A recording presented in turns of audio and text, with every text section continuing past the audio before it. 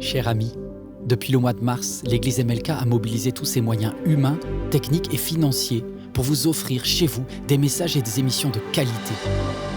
Car chaque jour, nos équipiers, qu'ils soient bénévoles ou salariés, donnent le meilleur d'eux-mêmes pour refléter l'amour de Jésus. La mission que Dieu a confiée à l'Église MLK consiste à communiquer son amour à vos enfants, à vos ados, à vos amis, à vos proches, à tous ceux qui décrochent de nos églises plus traditionnelles. C'est vraiment cet amour qui nous a attirés.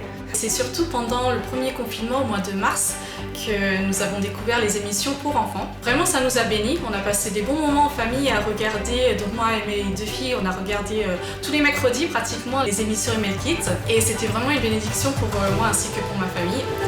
Autrement qu'avec le parler, on peut toucher aussi avec le visuel. C'est juste génial ce qu'MLK arrive à faire en adaptant son message.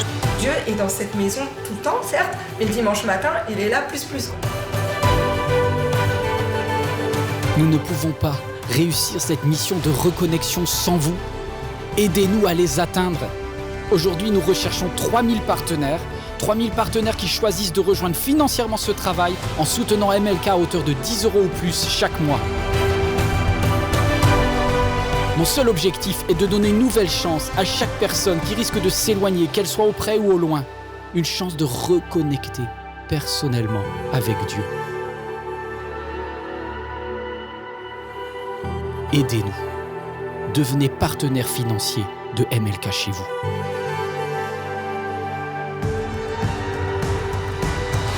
La production MLK a besoin de fonds.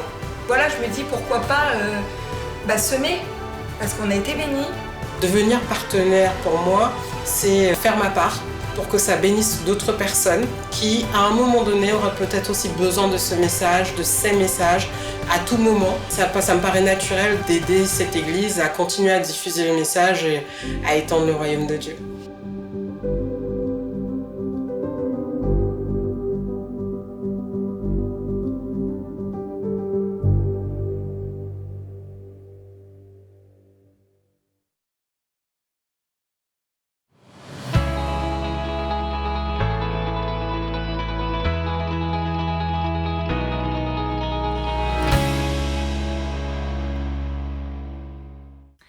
Bonjour mesdames, j'espère que vous allez bien.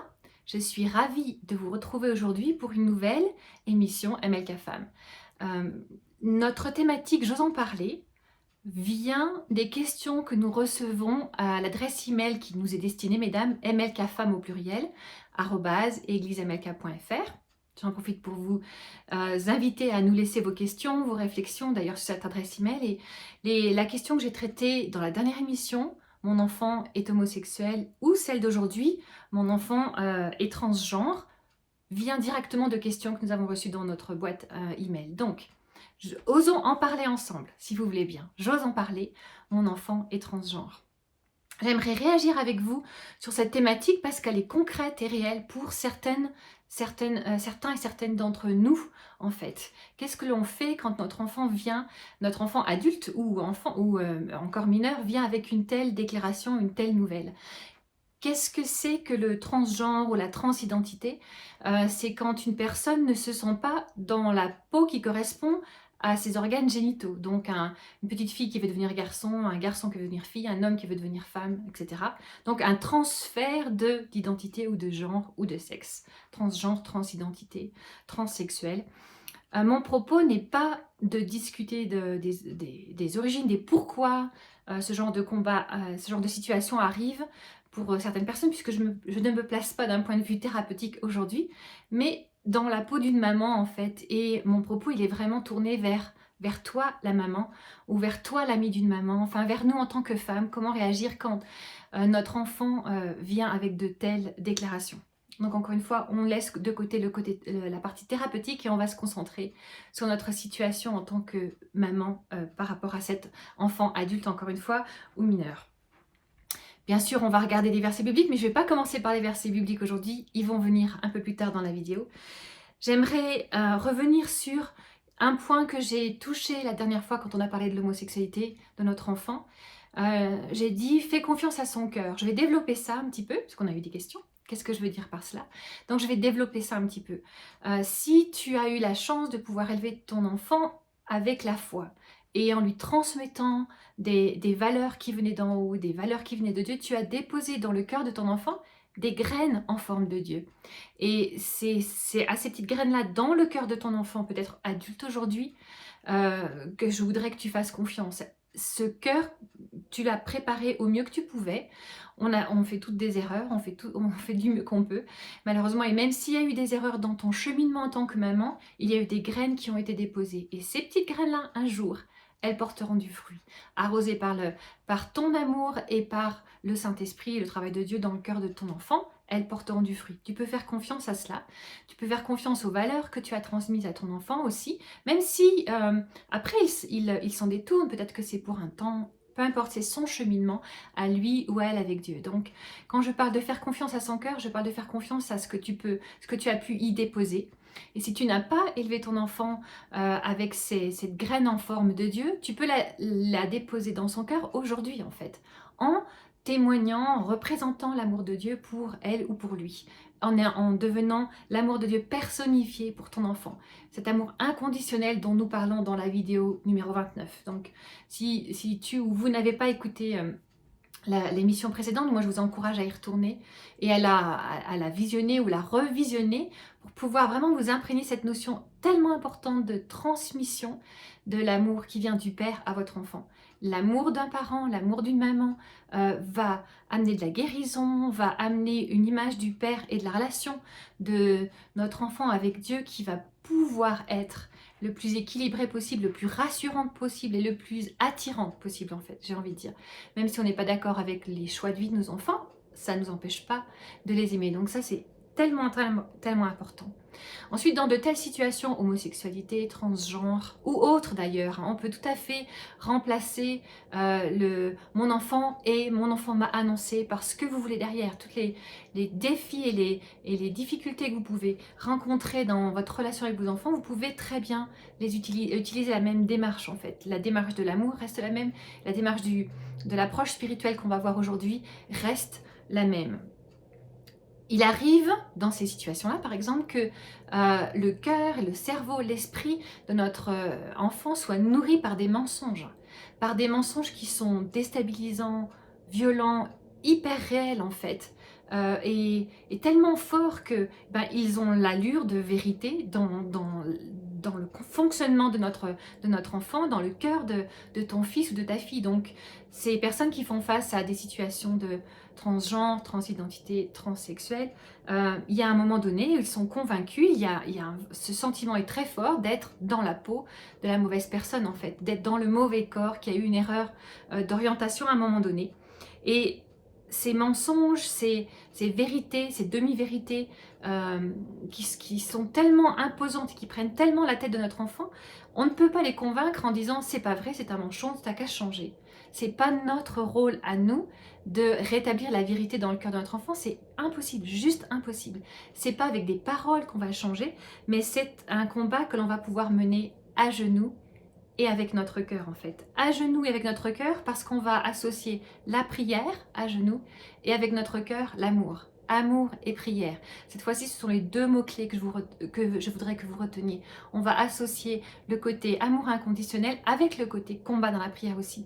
On a un rôle à jouer. Et moi, je crois que la destinée de nos enfants, même devenus adultes, on peut l'influencer, dans le bon sens du terme, bien sûr, à genoux.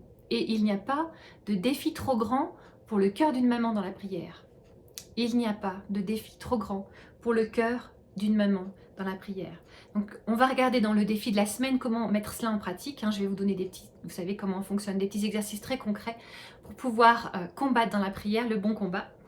Mais avant d'aller dans notre défi de la semaine, je voudrais toucher un dernier point. Attention à la culpabilité. Quand ton fils ou ta fille t'a annoncé une telle nouvelle, il y a beaucoup d'émotions qui traversent ton cœur et qui, comme par vagues, vont venir envahir et essayer de renverser ton cœur et la paix qu'il y avait dans ton cœur par rapport à ton enfant. La culpabilité, on en a déjà parlé, je vais le faire très court, elle est différente de la conviction de péché. La culpabilité, elle emmène un sentiment de « je baisse la tête et je n'arrive pas à m'en relever ». et il n'y a pas d'issue de secours, alors que la conviction de péché, il y a toujours une solution, une restauration. C'est une conviction qui vient du Saint-Esprit. Si il y a une conviction de péché parce que tu as des choses que tu regrettes dans ton histoire de maman avec ton enfant, demande pardon au Seigneur. Il est grand et il t'aime assez pour te pardonner. Peut-être demande pardon à ton fils et à ta fille et pardonne-toi toi-même pour ne pas rester bloqué dans la culpabilité. La culpabilité n'est pas ton amie ici parce qu'elle va te garder les yeux fixés sur ton nombril en te frappant la culpe et elle va t'empêcher d'avancer et d'aimer ton enfant comme il faut. Donc on laisse la culpabilité de côté. S'il y a conviction de péché, on l'adresse avec le Seigneur, mais on laisse la culpabilité de côté. Je voudrais que tu prennes, si tu prends des notes, 3 versets, je vais vous les citer et après on va les lire. Corinthiens 5, 17, 1 Pierre 2, 9, Psaume 139, 14. Et on se retrouve pour le défi de la semaine. Alors pour le défi de la semaine, j'aimerais qu'on adresse d'abord la culpabilité. Demande pardon à Dieu si c'est le cas. Demande pardon à ton enfant et pardonne-toi toi-même. Tu peux retourner sur des vidéos avec lesquelles on a parlé du pardon, etc. pour pouvoir aller jusqu'au bout de cette démarche et mettre la culpabilité de côté. Puis ensuite, j'aimerais que tu prennes ces 3 versets. Ils vont s'afficher, je ne vais pas prendre le temps de les lire, simplement pour que tu puisses, toi, prendre le temps de les lire, mais ils vont s'afficher sur ton écran. Prends ces 3 versets et réécris-les avec le prénom de ton enfant. Si quelqu'un est en Christ, tu mets ici le prénom de ton enfant. Si mon fils est en Christ, il est une nouvelle créature, etc. Les choses anciennes sont passées, toutes choses sont devenues nouvelles. Tu fais la même chose pour les 3 versets. Tu peux en choisir d'autres si le Seigneur t'inspire d'autres. C'est juste une idée, un guide que je te donne. Mais tu peux choisir d'autres versets. J'aimerais que tu mettes le prénom de ton enfant dedans et que tous les jours à genoux, tu proclames ces vérités-là, que tu les pries, que tu les montes devant le trône de ton Père et que tu les proclames pour les appeler à la vie en fait. Que tu proclames que ton enfant est une nouvelle créature, qu'il est une race élue, qu'il a été acquis à la croix par le sang de Jésus et que tu loues Dieu pour cette créature merveilleuse qu'il t'a donnée avec ton enfant. J'aimerais que tu puisses entretenir, maintenir cet amour inconditionnel et cette prière fervente d'une maman qui monte vers le trône du Père en proclamant les vérités que Dieu dépose dans ton cœur pour ton fils ou ta fille.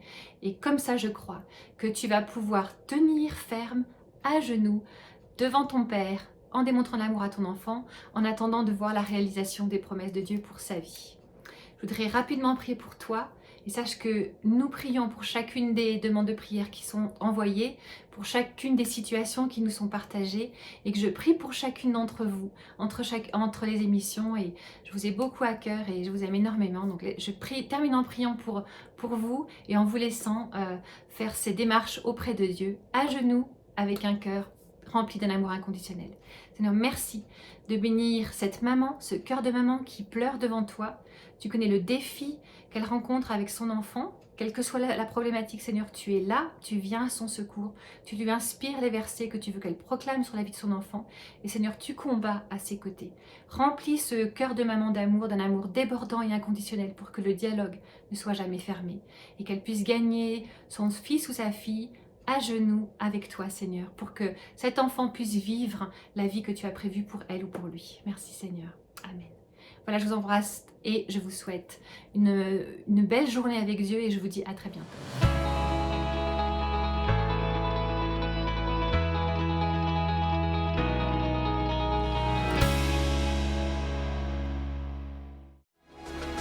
On est vraiment heureux de vous donner rendez-vous tous les samedis pour les soirées Free Worship Unité. Alors, passez le mot, on vous attend.